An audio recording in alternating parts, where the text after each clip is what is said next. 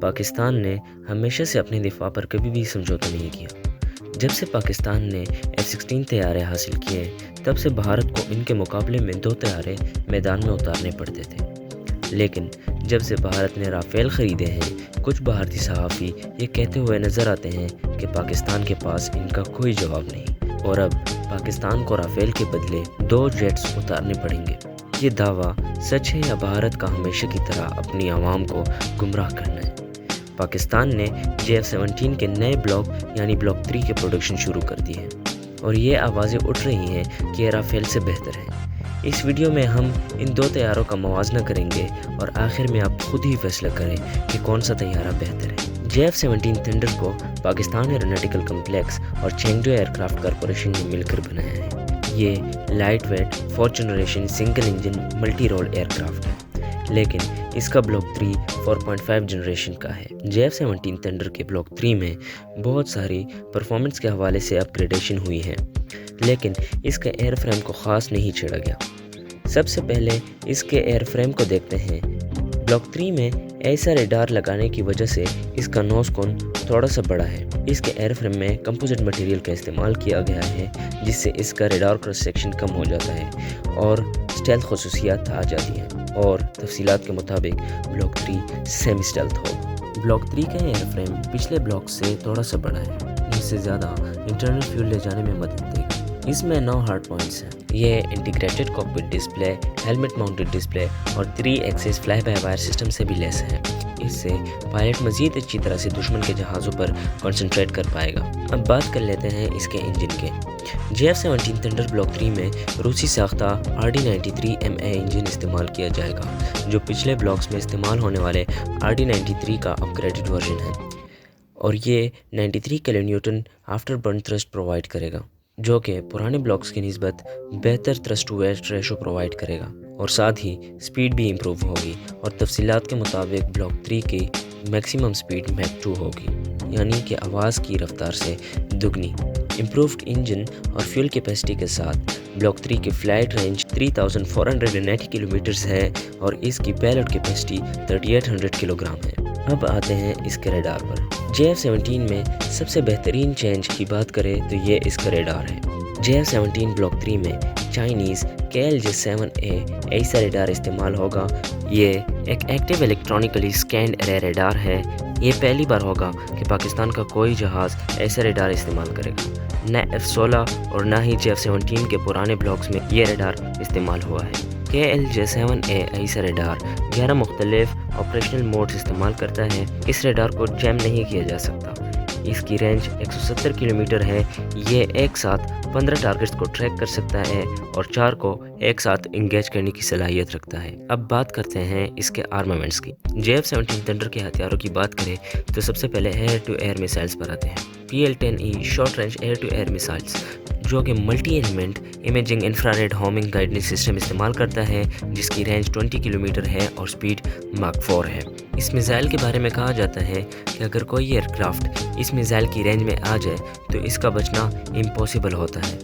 اس کے بعد نمبر آتا ہے PL-15 long range air to air missile کے، جو کہ active radar homing guidance system استعمال کرتا ہے، جس کی رینج 250 سے 300 کلومیٹر ہے۔ ان کی سپیڈ میک 4 ہے، اور PL-15 کا نو اسکیپ زون 100 کلومیٹر ہے۔ مطلب کہ اگر 100 کلومیٹر میں کوئی جہاز آیا تو PL-15 سے بچنا امپاسبل ہو جاتا ہے۔ اب بات کرتے ہیں ایئر ٹو سرفیس اور اینٹی شپ میزائلز کی۔ F-17 تھنڈر بلاک 3 کے ایئر ٹو سرفیس میزائلز کی بات کریں تو سب سے پہلے نام آتا ہے نیولی میڈ RAD-2 کی، جو کہ دونوں نیوکلیئر اور نان نیوکلیئر ویپنز کو کیری کر سکتا ہے۔ یہ ایک سب سونک میزائل ہے جس کی رینج 600 کلومیٹر ہے۔ سپر سونک میزائلز کی تفصیلات فی الوقت میسر نہیں، تاہم اس میں ممکنہ طور پر CM-400 جو کہ اینٹی شپ اور لینڈ اٹیک دونوں کے لیے استعمال ہوتا ہے، اور اس کی رینج 240 to 400 کلومیٹر ہوتی ہے، اور دوسرا CM-302، یہ بھی ایک اینٹی شپ اور لینڈ اٹیک دونوں کے لیے استعمال کیا جاتا ہے۔ اس کی رینج 300 کلومیٹر ہے اور یہ ماک 3 کی سپیڈ سے پرواز کرتا ہے۔ اس کے علاوہ پاکستان خود بھی سپر سونک میسائلز تیار کر رہا ہے۔ اینٹی ریڈیشن میزائلوں کی بات کریں تو فی الوقت اینٹی ریڈیشن میزائلوں کی تفصیلات تو نہیں بتائی گئی، لیکن ممکنہ طور پر ان میزائلوں میں LD-10 اور CM-102 ہو سکتے ہیں۔ LD-10 پہلے ہی پاکستان حاصل کر چکا ہے۔ ان دونوں میزائلوں کی رینج 80 سے 100 کلومیٹر تک کی ہے۔ یقیناً لانگ رینج اینٹی ریڈیشن میزائلوں کو بھی انڈکٹ کیا جائے گا، لیکن فی الحال اس کی تفصیلات میسر نہیں۔ ان تمام تفصیلات کے بعد ہم یہ کہہ سکتے ہیں کہ J-17 تھنڈر بلاک 3 ایک ہائیلی کیپیبل 4.5 جنریشن کا فائٹر جیٹ ہے۔ اب بات کرتے ہیں ڈسالٹ رافیل کی۔ رافیل بھی 4.5 جنریشن کا ایک ٹوین انجن ایئر کرافٹ ہے جسے فرانس کے ڈسالٹ ایویشن نے بنایا ہے۔ J-17 تھنڈر کی طرح یہ بھی ایک ملٹی رول ایئر کرافٹ ہے جو کہ فضا سے فضا، فضا سے زمین اور سمندر میں وار کر سکتا ہے، لیکن یہ لائٹ ویٹ کیٹیگری میں نہیں، میڈیم رینج کیٹیگری میں آتا ہے۔ اب بات کرتے ہیں اس کے ایئر فریم کی۔ رافیل کا ایئر فریم اس طرح ڈیزائن کیا گیا ہے کہ یہ ریڈار ویوز کو کسی حد تک ڈیفلیکٹ کر سکتا ہے، یعنی کہ یہ بھی سیمی اسٹائل خصوصیات رکھتا ہے۔ اس کے علاوہ ہیلمٹ ماؤنٹڈ ڈسپلے کی سہولت بھی موجود ہے۔ اب بات کرتے ہیں اس کے انجن کی۔ رافیل میں استعمال ہونے والا انجن M88 ہے جس کا میکسیمم آفٹر برن تھرسٹ 75 کلو نیوٹن ہے، اور یہ دونوں انجنز کے تھرسٹ کو ملاتے ہوئے کولیکٹیولی 150 کلو نیوٹن کا تھرسٹ ملتا ہے۔ اس میں ٹوٹل 14 ہارڈ پوائنٹس ہے۔ اس کی پیلوڈ کیپیسٹی 9000 کلو گرام ہے۔ اس کی سپیڈ ماک 1.8 ہے اور اس کی فلائٹ رینج 3700 کلومیٹر ہے۔ ریڈار کی بات کریں تو رافال کو تالیس RBE-2 ریڈار سے لیس کیا گیا ہے جس کی air to air detection range 150 سے 200 کلومیٹر تک بتائی گئی ہے۔ یہ ریڈار ایک وقت میں 64 ٹارگٹس کو ٹریک کر سکتا ہے اور 8 سے 10 ٹارگٹس کو ایک ساتھ انگیج کر سکتا ہے۔ اب بات کرتے ہیں اس کے آرمامنٹس کے۔ رافیل کے ہتھیاروں کی بات کریں تو اس کے ایئر ٹو ایئر میزائلز میں سب سے پہلا نام میٹیور کا ہے جو کہ ایک BVR میزائل ہے۔